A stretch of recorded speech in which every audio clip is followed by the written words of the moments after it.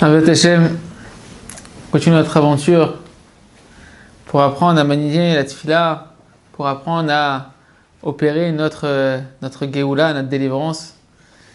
Alors Rabbi Nachman nous dit, sache qu'il est évident qu'une personne qui veut se libérer par la tefila, qui veut se connecter à Kadosh Baruch Hu, qui est la source de tout, de toutes les kochot, de toutes les forces, qui est le seul qui peut nous donner les forces de pouvoir transcender la nature, alors il est évident qu'il faut avoir une tefila qui est avec une intention qui est concentrée, une intention qui est pure, qui est désintéressée, et que vadaï qu'il faut au moins que le cœur il soit dans ce que la bouche elle dit.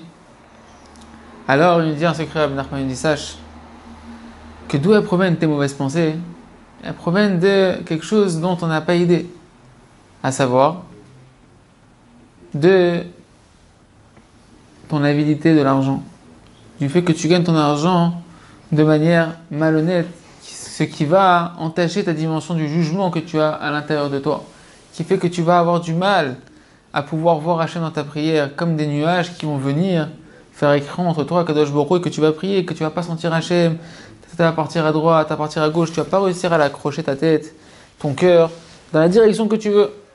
Et ça, il dit Rabbi Nachman, pour réussir à faire ça, il faut s'attacher à donner de la tzedaka, avec amour, donner de la tzedaka avec cœur, pour pouvoir casser ce désir de l'argent-là et retirer le voile qui empêche nos yeux de voir Akadosh Baruch Hu.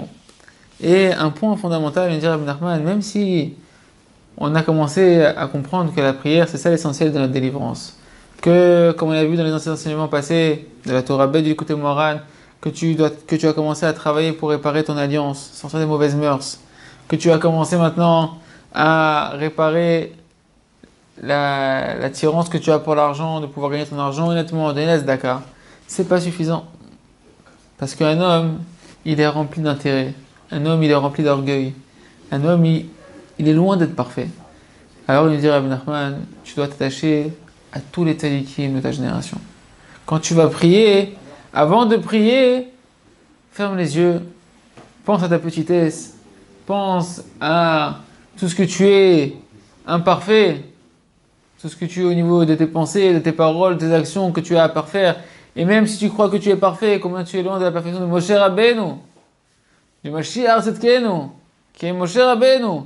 Alors, qu'est-ce que tu vas faire? Tu vas dire, Kadosh Baruch Hu nous a envoyé des tzadikim dans ma génération, des tzadikim des générations passées, depuis Abraham, Yitzhak et Jacob, qu'on voit que dans la Hamida, comme on a dit dans la Hamida, si la Hamida, le début de la Hamida, le début de la Tefila qui ont été instaurés dans les 3 prières quotidiennes, si au début tu n'as pas pensé à ce que tu dis, ou là-bas on se rappelle de Abraham, de notre affiliation à Abraham, à Yitzhak, à Yaakov, à nos patriarches, à ta Tefila, tu es pas quitte de ta mitzvah de Tefila. Tu dois recommencer normalement la Tefila, parce que tout ce que l'on existe et tout ce qu'on est connecté à Hachem, c'est grâce au tzadikim. Alors, on doit savoir que dans notre génération, Hachem, il a mis des tzadikim, et un tzadik en particulier, qui peut t'aider à te réparer. Et que à travers lui, tu peux te réparer.